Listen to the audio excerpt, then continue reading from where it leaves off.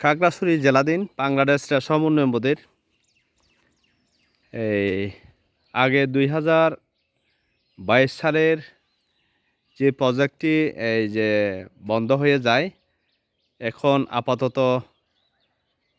প্রজেক্টের কার্যক্রম কীরকম একটু আপনাদেরকে দেখাচ্ছি। অনেক দিন পরে অফিসে ঢুকলাম, এই একটু আপনাদেরকে ঘুরে ঘুরে দেখাই। এই যে দেখেন, কার্যক্রম যদি বন্ধ থাকে তাহলে আপনারা দেখেন কি অবস্থা হয়।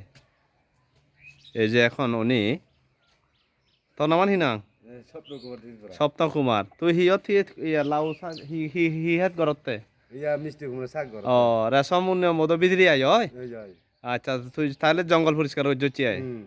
আচ্ছা, এই দেখেন আপাতত এই আশেপাশে চতুর্দিকে এই যে জঙ্গল হয়ে যাচ্ছে, কারণ লোকজন যদি না থাকে, একজন মাত্রই এই যে অফিস চৌকিদার, এই অফিস চৌকিদার কিন্তু আপাতত আছে। সম্প্রসারণ আপাতত বন্ধ থাকলেও কিন্তু অফিসটা আপাতত চলমান রয়েছে। তো এই যে অনেক দিন পরে আমাদের এই রেশম উন্নয়ন ঢুকলাম।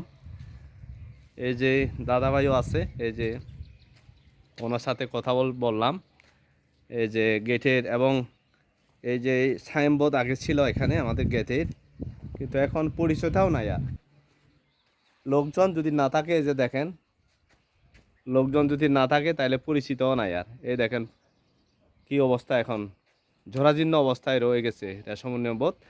এবং আমি এই বস্ত্র ও পাট মন্ত্রণালয়কে বলবো, এবং এই যে পাট মন্ত্রণালয়ের মন্ত্রীকে আমি স্যারকে বলবো, আপনারা যদি এই প্রকল্পটা যদি দ্রুত বাস্তবায়ন চালু না হয়, তাহলে এই কোটি কোটি টাকা বিনষ্ট হয়ে যাবে সরকারের।